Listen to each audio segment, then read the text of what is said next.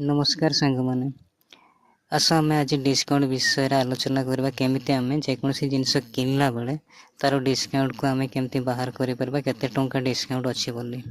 गोटे साइकेल रो दाम 1800 टंका हेले 10% डिस्काउंट देला परे केते टंका आमे साइकेल टेको किनि परबा आस ताको आमे आलोचना करबा। ताले एटी हमर साइकेल रो दाम केते देइतिला ना 1800 टंका। तापर आम ये डिस्काउंट केते अच्छी 10% अच्छी ताको आम लिखिदेवा डिस्काउंट इक्वल टू 10%। तार ये आम 10% को लिखिदेवा 10/100 इंटू 1800 टंका। एबे देखो ये शून्य को काटिदेवा एबे रहा 10 आउ 18 ताले 18 10 आमर होची 180 ताले आमर केते टंका डिस्काउंट होबो ना 180 टंका डिस्काउंट होबो।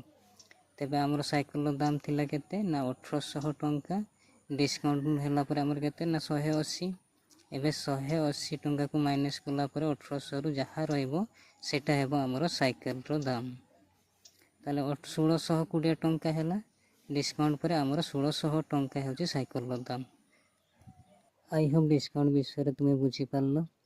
यदि वीडियो भल लागुचे ताले वीडियो को लाइक गुटे कर दियंते एवं चैनल को सब्सक्राइब कर रखते एमिति वीडियो देखिबा पई।